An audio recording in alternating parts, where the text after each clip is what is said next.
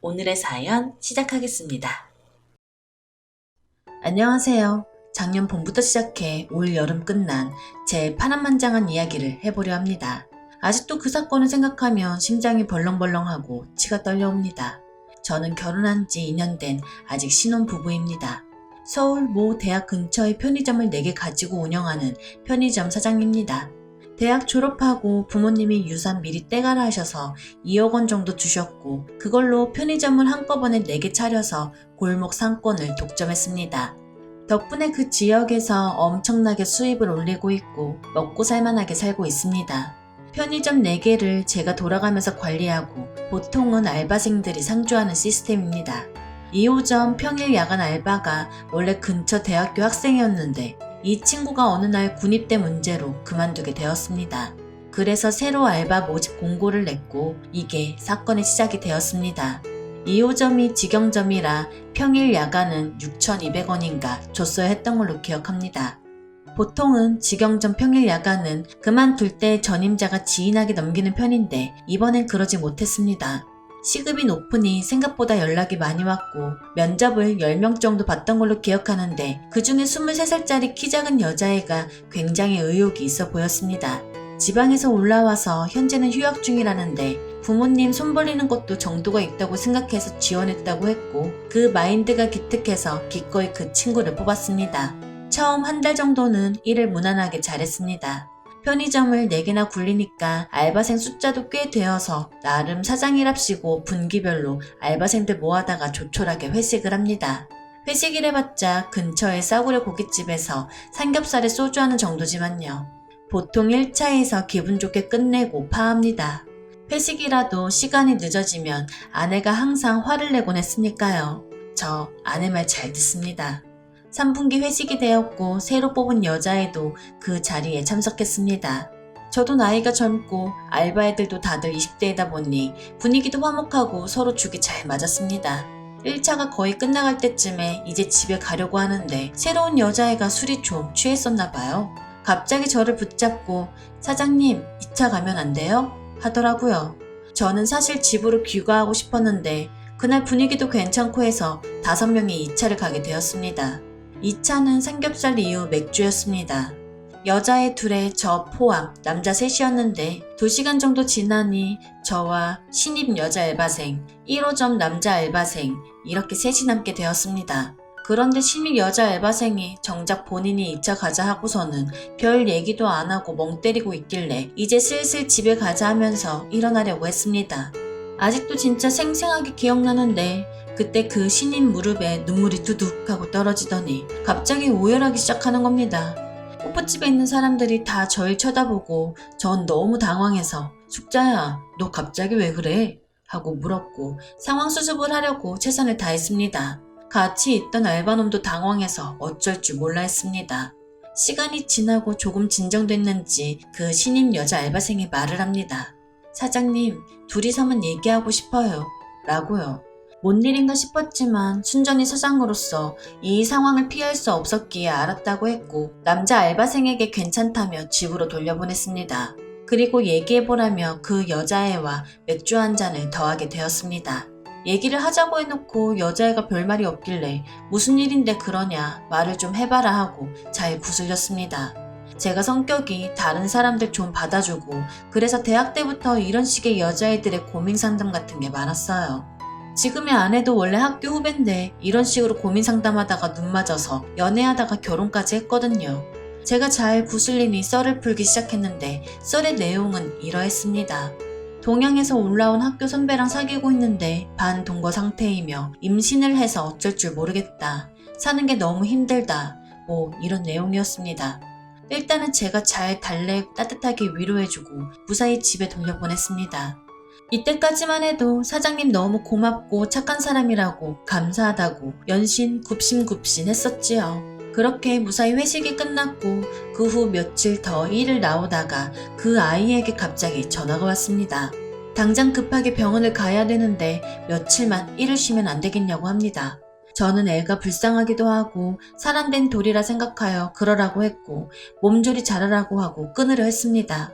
그러자 자기가 지금 현금이 부족해서 그렇는데 20만원 정도만 빌려줄 수 있냐고 하더라고요. 여기서 뭐지? 하는 생각이 들었습니다. 물론 애가 성실하고 착한 것 같긴 했지만 한 달 일하고 20만원 빌리는 건 좀 경우가 없다고 생각이 들었습니다.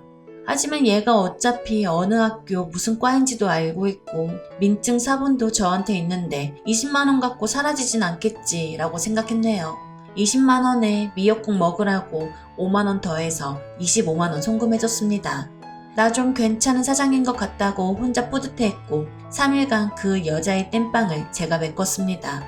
그리고 3일 후부터 이 여자애가 다시 출근했습니다. 다녀와서 연신 감사하다는 말을 연발했고요. 그래서 당시만 해도 저는 솔직히 뿌듯한 마음도 있었습니다. 그런데 이 여자애 두 번째 월급날을 며칠 앞두고 갑자기 문자가 왔습니다. 소송이 접수되었습니다. 전화해서 확인해보니 이 여자애가 문자 그대로 절 고소한 것입니다. 고소 내용은 양육비 및 정신적인 위자료 청구였고 저는 뭔가 착오가 생겼거니 했는데 확인해보니 진짜였습니다. 그때 정말 뒤통수가 띵했습니다. 그 여자애한테 전화하니까 전화는 안 받고 출근도 당연히 안 했습니다. 그야말로 잠수입니다. 정말 당황했지만 바로 대한법률구조공단 찾아가고 지인을 통해 변호사를 선임하고 빠른 대응으로 아주 찍소리 못하게 하려 했는데 몇 가지 문제가 있었네요.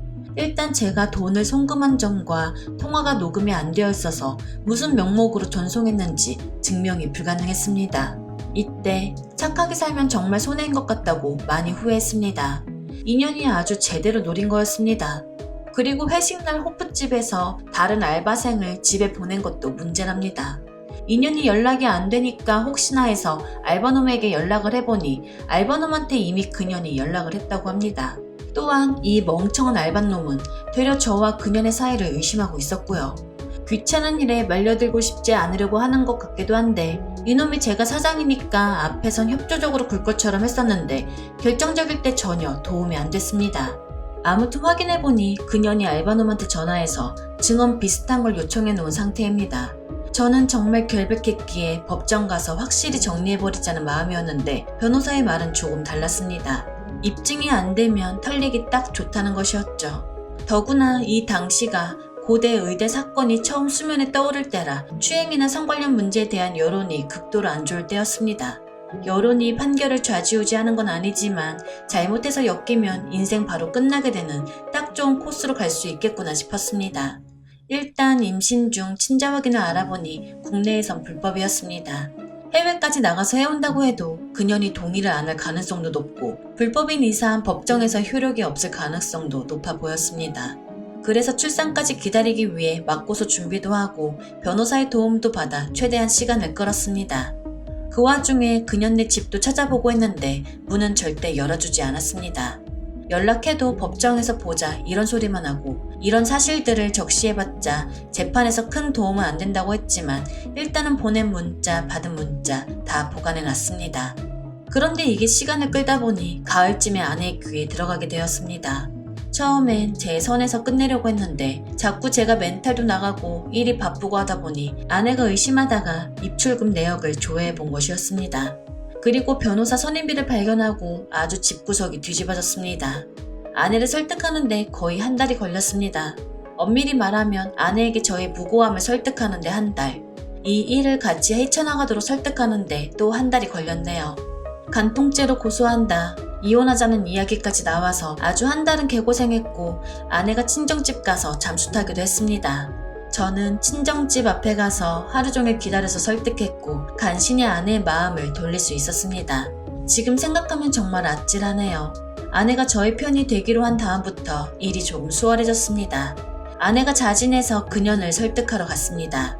아내가 누군지 모르는 그년은 결국 아내를 만났습니다. 물론 사건의 전말 같은 건 말하진 않았지만 아내 말로는 그년이랑 그년 남친이 공모한 일 같다고 했습니다. 처음에 저를 그렇게 괴롭히던 아내가 이제는 제 편이 되어서 적극적으로 나서는 게 정말 다행이었습니다. 그리고 아내는 그년에게 친자 확인 검사까지 하자고 했답니다. 그때부터 그년이 좀 겁먹기 시작했는데 결국 협상은 결렬되었고 그년은 그 이후로 와이프를 만나주지 않게 되었습니다. 아내는 아내대로 뿔이 나서 저를 병원으로 데려가 친자 확인 검사를 준비시켰습니다. 그년이 출산을 하면 친자 확인 검사를 하고 바로 승수 후 역고소하자고 부부끼리 대동단결했습니다. 그러던 와중 아내가 임신을 하게 되었습니다. 임신을 하고 나서 아내의 멘탈은 더욱 강해졌고 오히려 저희 생활은 안정적이 되어갔습니다. 역경이 있으면 부부는 강해지는 것 같네요. 갑자기 11월쯤 그년에게 청천벽력 같은 연락이 왔습니다. 그년이 2주 전에 유산을 했고 지금은 퇴원했다는 겁니다. 이미 태아가 없어져 버린 상태라 친자 확인은 물 건너간 상태고 법정 공방은 점점 미궁으로 빠져들게 되었습니다. 우리 측 변호사도 그년이 친자 확인을 피한 것이기 때문에 저에게 상대적으로 유리해졌지만 물증이 날아가 버린 상태이기에 아마 일방적인 승리는 어려울 것이라고 말했습니다. 오히려 합의를 추천했을 정도였고요. 실제로 그년도 합의의 가능성을 보여주면서 저에게 연락을 해왔습니다. 사태의 국면이 이렇게 흘러가니 아내의 기세도 갑자기 누그러졌습니다. 임신까지 겹쳐 감정 기복 때문에 종종 다투는 일도 생기곤 했고요. 그러던 와중 저를 구원할 한 줄기 빛이 내려왔습니다. 친자 확인 검사를 위해 준비한 검사의 결과가 나왔네요. 그리고 저는 무종자증임이 밝혀졌습니다. 오늘의 사연 들어주셔서 감사합니다. 여러분의 생각은 어떠신지 댓글 달아주세요. 재미있게 시청하셨다면 구독, 좋아요 부탁드립니다.